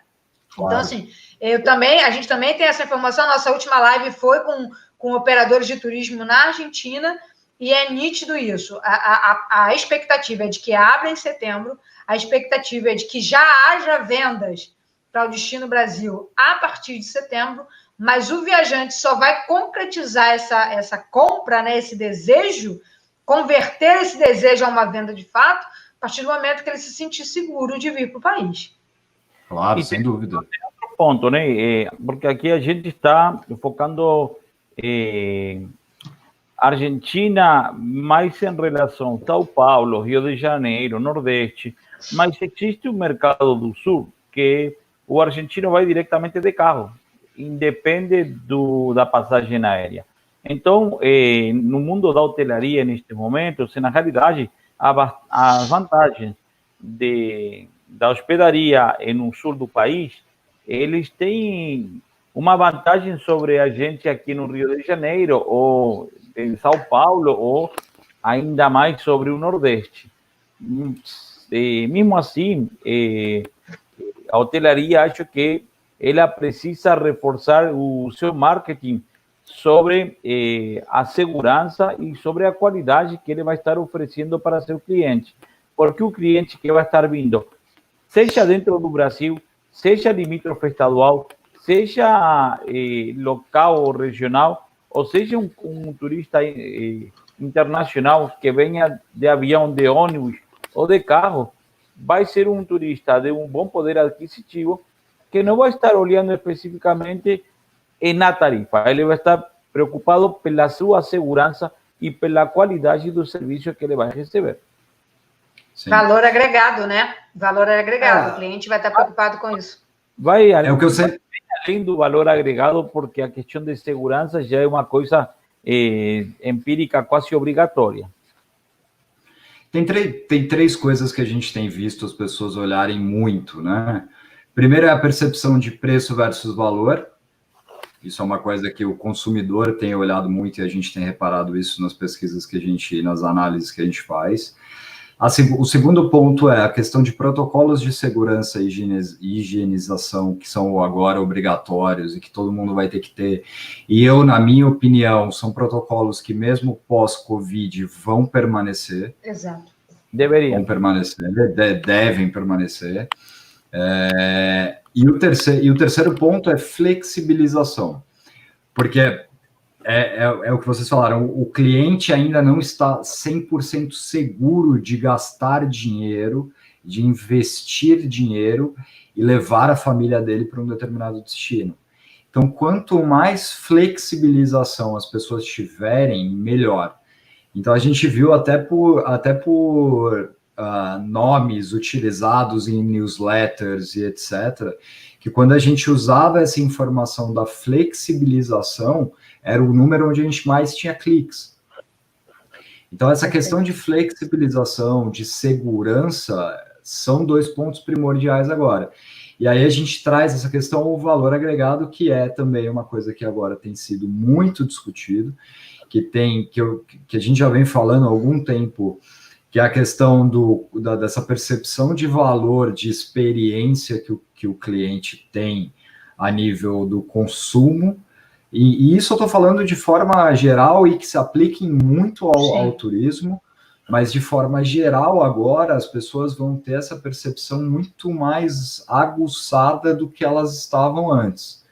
Então, a grande tendência para o futuro é que as pessoas busquem cada vez mais experiências, seja a nível dos regionais, seja a nível do corporativo, seja a nível de lazer interestadual e tudo mais, e internacional. Mas essa questão de experiência a gente já vem discutindo há algum tempo, a gente já vem trabalhando nisso há algum tempo dentro da Abreu. Não sei se todo mundo sabe, mas a gente tem um pool, a gente é muito forte a nível de circuitos europeus, então a gente tem circuitos europeus, a gente tem toda uma operação própria na Europa para circuitos europeus vendidos a nível mundial também, então para a operação de Portugal, aqui no Brasil, tudo mais, a gente é muito forte na questão dos circuitos, e os circuitos da Abreu, eles sempre se diferenciaram exatamente pela questão do serviço, do agregar valor. Então, igual, personalização, né? Personalização do serviço. Exato. Então, assim, as pessoas sabem que o produto da Abreu a nível de circuito é um pouquinho mais caro, mas é mais caro por quê? Então, é aquela questão dos números versus o porquê. Então, igual, é mais caro por quê? Porque você está perto de dependendo da divisão lá, que a gente tem várias divisões de circuito, mas dependendo da divisão que você escolhe, é mais caro por quê? Porque você está próximo a algum dos pontos turísticos da cidade, a um X metros de distância, e todos os nossos circuitos têm maleteiro. Então, assim, são os diferenciais que o cliente vai buscar também quando ele vai comprar comigo, quando ele vai comprar no hotel, quando ele for comprar qualquer tipo de produto. Hoje, a percepção de valor tem que estar muito bem divulgada, assim como a flexibilização e a questão de segurança, que são 2 pontos que são essenciais. A gente até está mudando agora o nosso site, e nas fotos dos hotéis, com essa questão do selo do Emitur, que o Ministério do Turismo criou aqui no Brasil, do turismo, me fugiu o nome agora. Turismo responsável. Turismo responsável, a gente já tem entrado em contato com os nossos parceiros para questionar em relação ao selo. Então, todos os nossos parceiros que tiverem dentro dessa campanha de selo, eles vão estar no nosso sistema flegado com a informação de que ela faz parte do selo de Clean and Safe do Ministério do Turismo Brasileiro, assim como a gente já está fazendo com o Clean and Safe de Portugal, que foi o pai aí, vamos falar assim, de todos esses selos criados. A gente desde lá atrás, a gente já vem trabalhando na inserção do selo, desde que ele começou e tudo mais. Então, hoje, o nosso sistema ele já está com grande parte desses hotéis portugueses flegados com a informação do Clean and Safe. Então, o cliente olha aquilo e ele tem a certeza de que aquele determinado hotel ele participa de um projeto que é feito pelo governo, que tem os seus parâmetros e as suas métricas, né? Eu posso confirmar isso porque um dos hotéis que eu represento, a gente recebeu o e-mail de vocês, da nossa gerente de contas, Tamires, se estiver aí, Tamires, beijo. E a gente enviou, porque nesse caso, esse hotel, a gente tem, né, o selo já do Emitur, e essa era a proposta.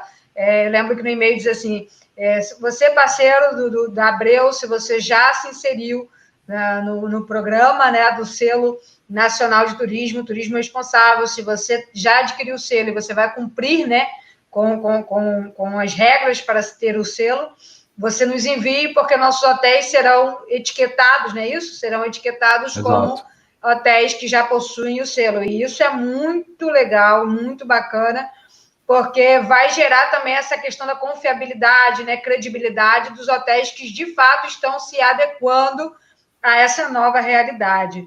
Com relação à distribuição, inclusive de canais, é muito importante a hotelaria ficar atenta e já começar a fazer as suas comunicações.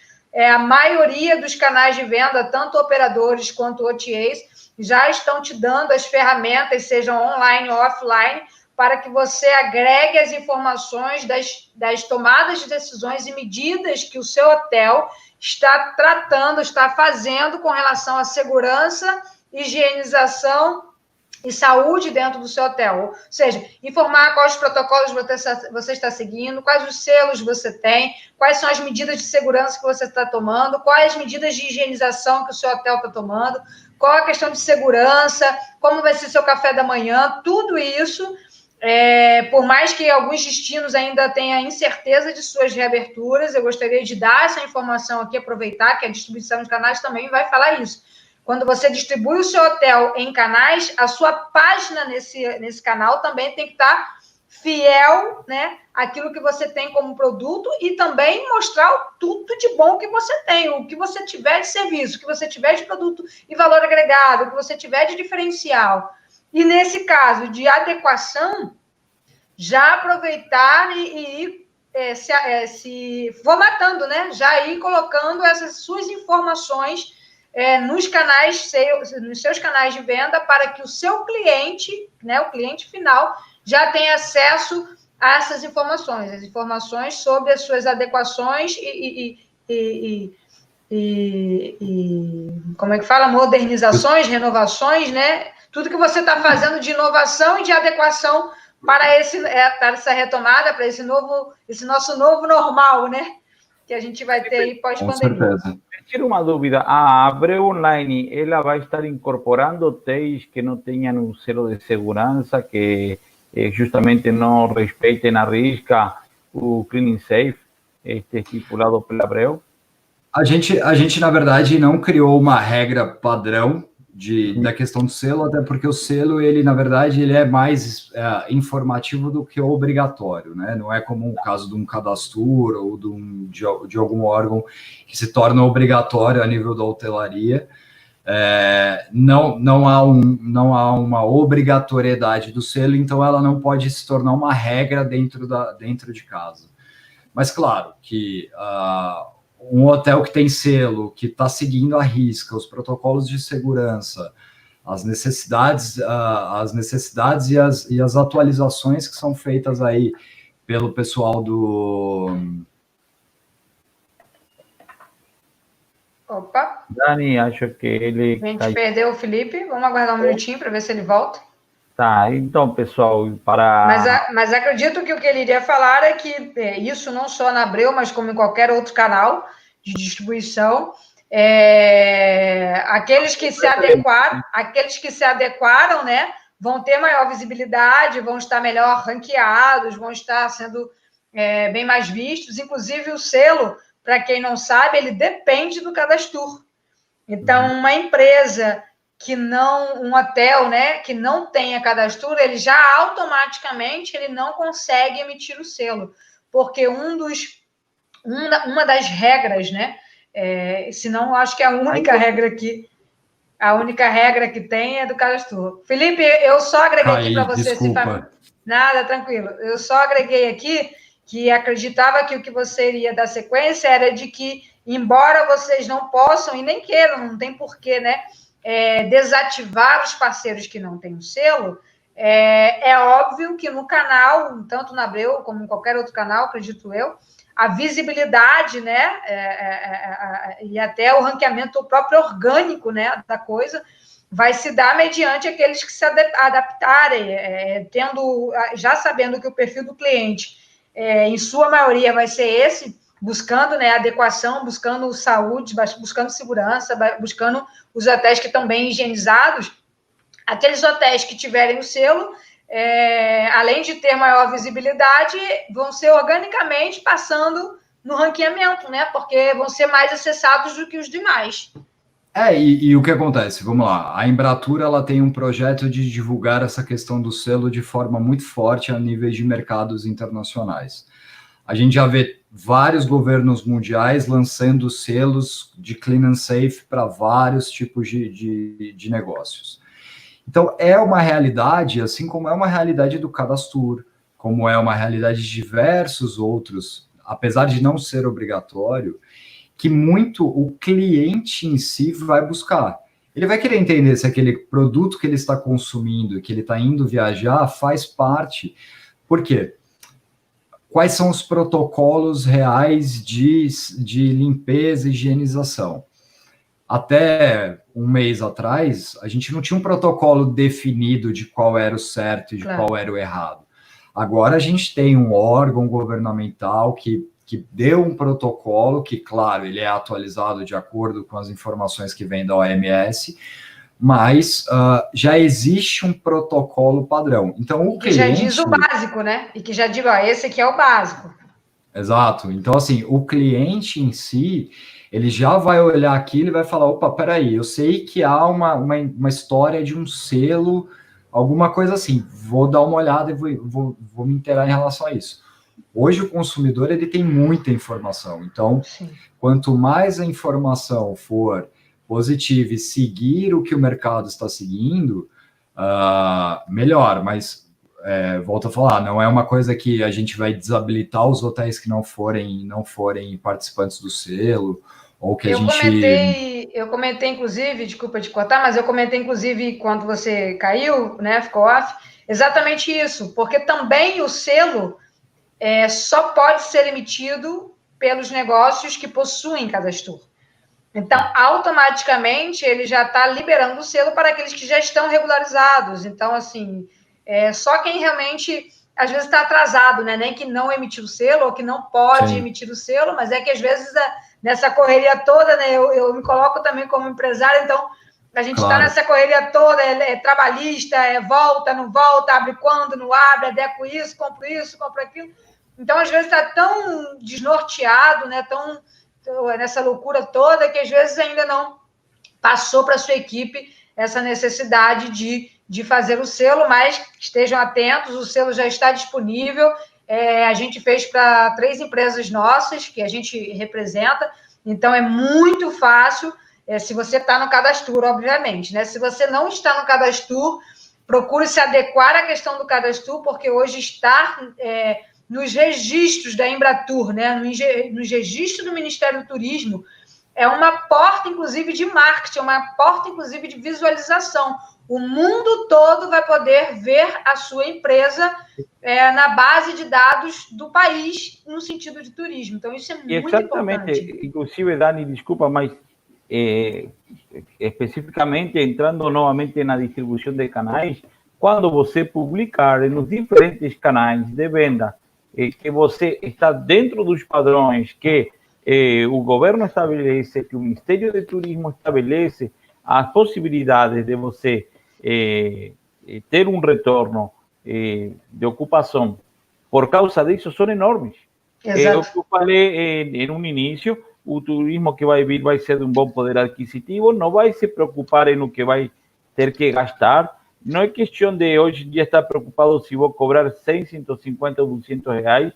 A preocupação principal hoje é eu cumpro com as normas básicas para poder receber o turista, meu cliente, meu hóspede. Essa seria a interrogativa inicial. E questão de custo, hoje estávamos falando um pouquinho com o Felipe de manhã, e eu gostaria, Felipe, que você exponha um pouco melhor essa parte aí, em relação justamente a essa questão de tarifas, dos valores a serem cobrados, como eles têm que na realidade, fazer uma análise de gastos versus a recuperação de mercado versus investimento versus justamente aplicar as novas normativas. Valores muito baixos não vão conseguir cobrir nem os custos de tudo isso, né? Eu acho que cada hotel tem aí a dimensão do seu custo, e cada pessoa tem um custo e sabe até onde esse custo pode ir. Como eu sempre falo para todo mundo, a partir do momento que você perdeu o dinheiro, aquilo já não vale mais a pena. Se você perder dinheiro com uma tarifa, aquilo não é... Depende. Uma coisa é como a Azul, quando foi criada, que ela tinha 3 anos para operar no vermelho, trabalhando com custo reduzido, porque havia um investimento gigantesco por trás. É uma situação. Mas já tinha planejamento. Já tinha um planejamento. Era o plano. E tinha um respaldo, né? E tinha um respaldo, e tinha milhares de fatores. Claro. A não ser que a pessoa tenha um grande investidor por trás, ou seja um grande investidor, ou tenha um caixa muito grande, eu tenho uma opinião que a partir do momento que perde dinheiro, não vale mais a pena. Uhum. Essa é a minha opinião. Acho sim que muitas vezes a gente tem que dar a gente afrouxa algumas coisas, a gente aperta algumas coisas para poder fazer essa reativação. Eu acho que tudo é teste. Sim. Mas eu acho que essa métrica de custo versus até onde eu posso chegar, eu acho que cada hotel pode define aí junto com seus canais de venda e qual é o seu planejamento. Não, a minha equipe está indo... Desculpa, cortaram. Eu sei que é muito pessoal, mas justamente tem alguns hoteleiros e principalmente talvez meios de hospedagem de pequeño porte, que no consideran todos estos costos que hoy en día ellos van a tener y que van a vir a ser sorpresivos para ellos si a gente no justamente avisar anticipadamente, olha, está vindo aí uma série de custos que você vai ter que assumir e que reavalie justamente, ele sente e faça os números de qual é o número que vai fechar, né? O ímpeto seria principalmente esse. E vamos lá, esses protocolos de segurança, apesar de terem muitos que não são tão diferentes do que a gente já vê na hotelaria e muitos já eram aplicados e tudo mais, existem protocolos novos que exigem, que acabam tendo custo, tem questão, vai variar de hotel por hotel. Tem hotéis que já se posicionaram que eles só vão limpar o apartamento com papel, eles não vão usar mais pano. Então, limpou, joga fora, limpou, joga fora. O custo disso tem que ser mensurado ali no final do mês e a pessoa tem que ver qual é o custo e ela tem que refletir isso na questão de diária. Quando a gente fala de retomada da economia e reaceleração de vendas, a gente sabe que muitas vezes a gente vai ter ações que o custo vai estar muito próximo. Sim. Mas realmente é isso. O custo da nova realidade que a gente está vivendo, ele vai ser mais alto por conta dos protocolos necessários, os EPIs de distribuição que são obrigatórios, e uma série de outros fatores que aí vai variar de acordo com cada região, mas cada uma vai ter uma obrigatoriedade diferente que vai afetar esse custo. Então, é o que eu falo, é muito particular, mas sim vai haver, a gente sabe que vão haver custos mais altos nas operações dos hotéis, assim como a gente sabe que o custo da operação das companhias aéreas vai ser outro, o custo da operadora vai ser outro, do receptivo vai ser outro. Então, a gente sabe que existem custos atrelados, a gente sabe que vai ter que haver uma mudança drástica aí, mas a retomada da economia, nesse momento, ela vai exigir algumas ações que você não perde dinheiro, mas que você consegue fazer reduções pontuais e estratégicas a nível de tarifa. Né? Para se reposicionar. A preocupação, na verdade, desse assunto, Felipe, é o desespero que alguns pequenos estão tendo no sentido de abrir em alguns locais, porque, obviamente, fechado, o custo é maior, né? Você não tem receita, sua receita diária é zero, e você tem custos que não sumiram, não deixaram de acontecer, né? Diminuíram, mas não sumiram, não deixaram de existir. Então, ele está fechado sem poder ganhar R$1 já é uma situação crítica. Mas, por mais que o desespero bata a porta, é muito, na verdade, é imprescindível que cada hotel, cada pousada, seja pequeno, seja grande, conheça seus números, identifique também quais são as suas adequações e quais serão os novos custos para essas adequações, para também não abrir e manter, por exemplo, está querendo abrir de qualquer forma, vai manter uma tarifa que talvez não foi trabalhada, não foi pensada, não foi estudada, não foi analisada, não foi atualizada com os custos atuais, e aí ele entra no mercado, pode ser até que venda, o que também não vai ser algo assim, abriu, vendeu, a gente tem que entender que isso é um processo, por isso essa questão de posicionamento no mercado. Então tem que ter muito cuidado, porque eu vou abrir, você quer abrir, beleza, vamos abrir. Mas vamos abrir como?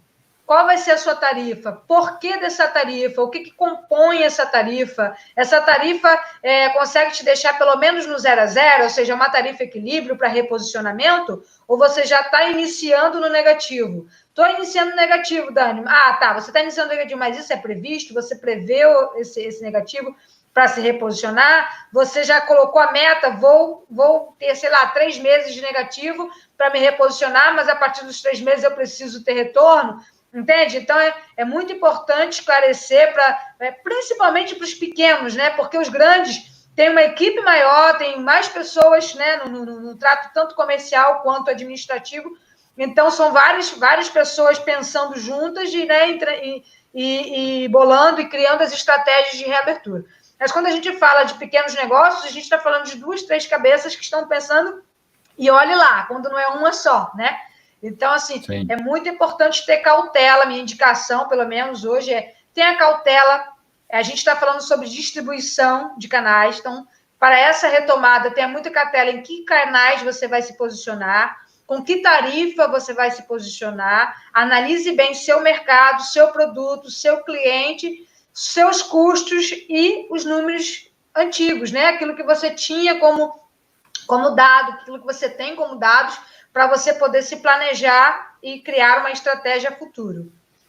Então, aí, Felipe, o David está expondo aí para você, mas normalmente as pequenas pousadas não sabem qual o custo de uma diária. Exatamente o que a gente está falando, né? Exatamente. Que responderia aí para o David?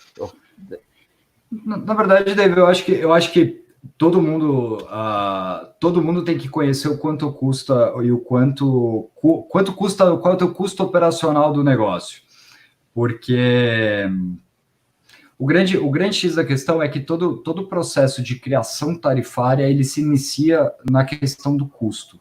Qual é o teu custo operacional, qual é o teu custo de diversos fatores que estão atrelados à operação de um negócio, para que você possa criar essa base tarifária e aí, partindo disso, você consegue criar o teu planejamento tarifário, que é até o que a Dani estava falando há pouco. Sem o conhecimento do custo real, a gente não consegue mensurar por quanto eu posso vender. É o que eu falo sempre. Quando um operador senta com você e fala, a minha margem é de, 30%. Se você sentar com ele, ele vai te explicar o porquê daqueles 30%. Porque eu tenho custo financeiro, eu tenho custo disso, eu tenho custo daquilo, não sei o que, que vai dar um tanto de X, que é o nosso custo. Então, é da mesma forma a pousada. Como uma pequena pousada pode medir o problema de saber se tem que abrir ou fechar. Não entendi muito. Eu entendi e eu imagino a preocupação, porque o que acontece? Os pequenos pousadeiros, e vamos botar hoteleiros, trabalhavam, vamos dizer assim, instintivamente, né? A gente abriu, eu queria abrir o negócio, deu certo, porque o mercado estava propício, fui seguindo a minha vida, fui vivendo, fui fazendo tudo no instinto, só que não se esperava uma crise desse tamanho, né? Não é uma crise só regional, não é uma crise só nacional, é uma crise mundial. Então, como uma pequena pousada, posso me adaptar, me adequar ou me encontrar nessa minha nova realidade? Primeira coisa que eu...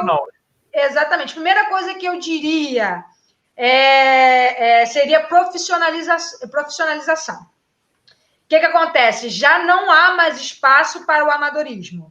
Não existe mais espaço para eu vou fazer como der do jeito que veio, entendeu? Infelizmente, a crise veio exatamente para separar aqueles que estão trabalhando de forma como um negócio e daqueles que estão brincando de receber cliente. Então, a pousada, para ela se adequar hoje a essa nova realidade, se ela não conhecia até agora os seus custos, se ela não conhecia até agora sua margem de lucratividade, sua rentabilidade ou seu ROI, ela precisa, de alguma forma, encontrar nos seus dados existentes, mesmo que seja em arquivo de Excel, papel, de mapa de papel, não importa a forma como você arquivava os seus dados, você vai ter que se reencontrar lá e identificar qual era o seu negócio lá para poder prospectar estratégia para o futuro. Hoje... Não trabalhar com achismo. Exatamente. Hoje não tem mais achismo. Hoje, amadorismo ficou para trás. Hoje, você, dono de pousada pequena, vai ter que se adaptar e se modernizar no sentido de informação do seu próprio negócio. Ser uma pousada pequena, é bom esclarecer, não quer dizer que você não tenha dados. Ter uma pousada pequena não quer dizer que você não possa ter estratégias. Eu posso ter uma pousada pequena boutique de 6 quartos ou uma pousada familiar pensão de 5 quartos, mas conhecer os meus números e saber que R$50 não dá para receber ninguém no meu quarto. Por quê? Porque eu sei que o meu pão francês com mortadela custa mais que isso. Entende? Sim. Então, não é questão de grandes números ou pequenos números. É questão de negócio a negócio. Se você quer continuar sendo um empresário, seja no ramo de hotelaria, seja no ramo do turismo, ou seja no ramo de qualquer coisa, no mercadinho da esquina, você vai precisar conhecer seus custos e a sua rentabilidade. Espero ter te respondido aí, Dave. Não, e Dani, só complementando, desculpa, Marcelo, só complementando, eu acho que essa pandemia, ela trouxe para a gente que independente do tamanho da empresa, independente do tamanho da empresa, do mercado em que você atua, se você pegar as grandes empresas, todo mundo está atuando com cabeça de startup. Se você pegar o cara das maiores corporações que existem e você puxar um review dos últimos, sei lá, das últimas informações relevantes que saíram dessas empresas, grande parte deles tem trabalhado como se fosse uma startup. É renovação de custo, é identificação da onde pode diminuir o custo. O home office é uma coisa nova que veio, que eu acredito que daqui a um tempo muitas empresas vão convergir a ficar em home office, sim, porque eles viram que dá resultado, que funciona. Então, é a mesma coisa. Eu acho que a cabeça do hoteleiro, assim como a cabeça dos grandes operadores, assim como acho que todos os mercados, a gente está trabalhando como uma startup, que é, ok, custo, profissionalização, o que a gente vai mudar, como a gente dinamiza processo, como aumenta a rapidez, vai de tudo, desde CAC, de qual para atrair um cliente, qual custo, até o quanto você gasta de manutenção anual no teu produto. Então, assim, eu acho que essa questão que você falou é muito importante. A profissionalização e o conhecimento de custos é essencial para essa nova realidade que está surgindo, que vai demandar muito que a gente conheça cada vez mais tudo dentro das nossas empresas, né? Perfeito. Pessoal, a gente está indo para... Quer falar, Marcelo? Desculpa, pode falar. Não, tá, a gente está indo... Era isso, a gente está indo para 1h45. Eu tinha calculado pelo menos 1h30, né, Marcelo? Que é o que a gente normalmente tem. Eu achei fantástico, gente. Para mim foi, assim, muito bacana. Eu espero que o pessoal também tenha conseguido bastantes insights, bastantes informações que a gente tenha agregado, né? Para todos vocês que acompanharam a gente até agora. Felipe, sem palavras, fantástica a sua apresentação. Obrigada por compartilhar com a gente, por dividir com a gente a sua expertise e por ter aceito esse desafio de estar com a gente aqui. Marcelo, a gente se propôs, né, Marcelo, a isso, não teve nenhuma intenção no sentido de grandes coisas, mas sim no sentido de de agregar valor para as pessoas, de ajudarem a se posicionarem, de trazer informações de mercado relevantes que talvez elas não conseguissem, né, de uma forma geral, e essa é a intenção que a gente tem aqui, falar que a gente vai ter mais novas lives, a gente vai ter pelo menos pelo mês de julho e junho, todas as terças e sextas-feiras. Até dia 21 de julho, Dani, a gente já está lotado. Ainda Perfeito. tem para entrar. Alguns parceiros que estão para confirmar com a gente. Está para confirmar. Perfeito. Sim, você. Não, isso. Queria agradecer a todo mundo. Felipe, pode dar a sua conclusão final. Sim. Marcelo, Dani, muito. Desculpa, Felipe, Marcelo. A gente quer escutar suas considerações finais e aí toma teu tempo, porque é importante para a gente, para todos nós, escutar, de certa forma, o que Abreu espera da hoteleria, qual é a perspectiva da Abreu em relação ao mercado Brasil. Então, a palavra é sua e as considerações finais são suas. Maravilha. Primeiro, Marcelo, Daniele, parabéns pela iniciativa, muito obrigado pelo convite. Eu acredito que o turismo ele vai ser muito impactado, o turismo de forma geral, em todas as áreas ele vai ser muito impactado, já está sendo, né, muito impactado, mas eu tenho uma visão muito otimista de que as coisas vão melhorar e de que a gente vai reinventar. Nós fazemos parte da reinvenção dos nossos mercados de trabalho. Então, sejam os operadores, sejam os hotéis, os receptivos, toda a cadeia do turismo vai se reinventar e ela já está se reinventando. Então, parabéns, muito bom saber que as iniciativas dessa forma estão acontecendo. Fico muito feliz pelo convite, muito feliz de ter participado. Mil desculpas, eu falo muito, realmente, mas... Não, pelo contrário. Não, mais que a gente. Para mim foi pouco. Eu queria te escutar mais. Que é isso. Não, foi ótimo tudo que você falou. Que é isso. Então, parabenizar vocês, agradecer a todo mundo que participou, que assistiu, parabenizar vocês, agradecer. A Abreu está muito confiante com a retomada do turismo nacional, com o Brasil voltando a ser um dos principais polos turísticos a nível global dentro da empresa. O nosso trabalho ele já vem sendo direcionado a esse lado desde 2019, final de 2018, a gente já vem direcionando esse trabalho muito forte de expansão do turismo nacional dentro da Abreu, quando digo turismo nacional Brasil. A gente também, mesmo com 180 anos, a gente vem se reinventando dia após dia, e as pandemias, as crises, as guerras, elas fazem com que a gente se reinvente ainda mais rápido. Então, muita coisa do que estava planejado para 2021 está sendo feito agora e muita coisa vai ser atualizada. E a gente vem trabalhando muito forte e a gente crê que o turismo nacional vai ser a grande bola da vez, como já foi por muitos anos em muitos lugares, e a gente quer fazer parte dessa transformação e eu queria deixar um recado para todos os hotéis que estão participando, que contem com os parceiros de vocês, contem quem tiver contrato com a Abreu, quem for parceiro da Abreu, conte com os seus executivos, com os seus gerentes de conta, porque eles podem te dar informação, eles estão aqui para ajudar vocês. Parceria, via de mão dupla, o que não é bom para um lado não é bom para o outro. Então, a gente sempre vai trabalhar para que todo mundo consiga crescer, se desenvolver, manter os seus negócios e ganhar dinheiro. Então, a gente crê que vai ser...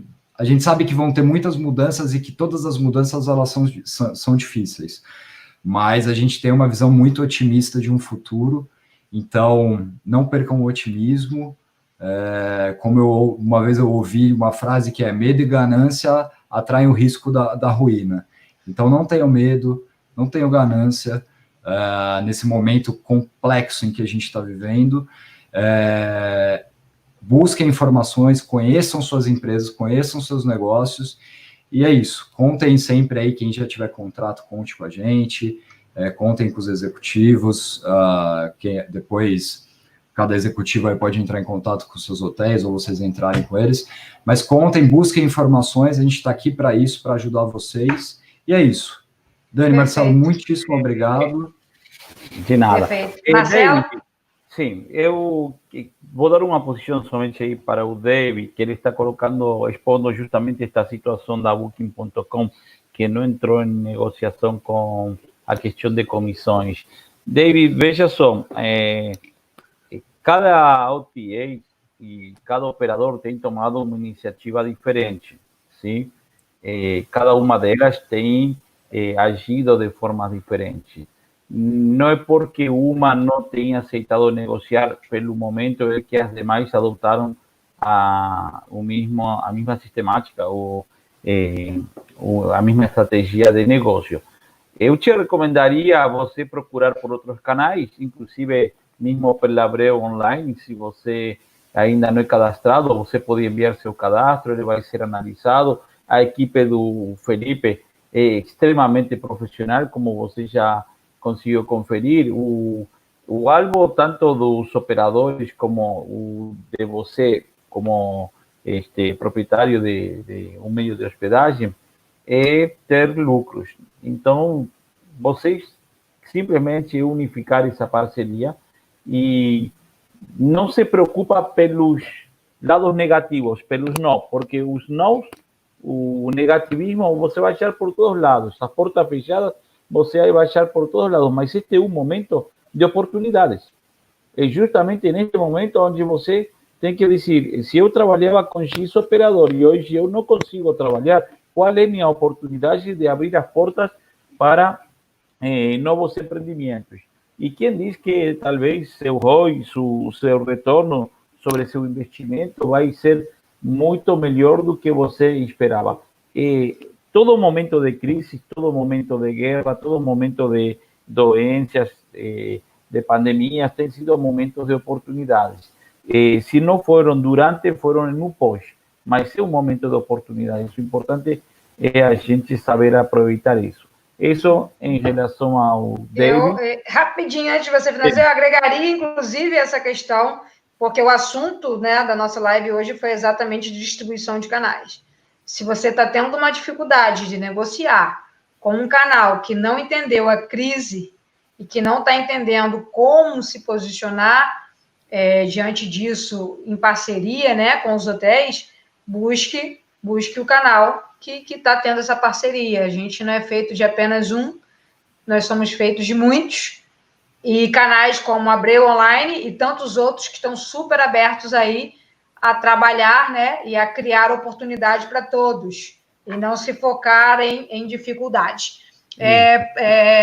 Pode finalizar, Marcelo. Então, próxima sexta-feira, nós vamos estar com José Maria Munhoz. Ela Maria José Munhoz, desculpa. Ela é do Chile.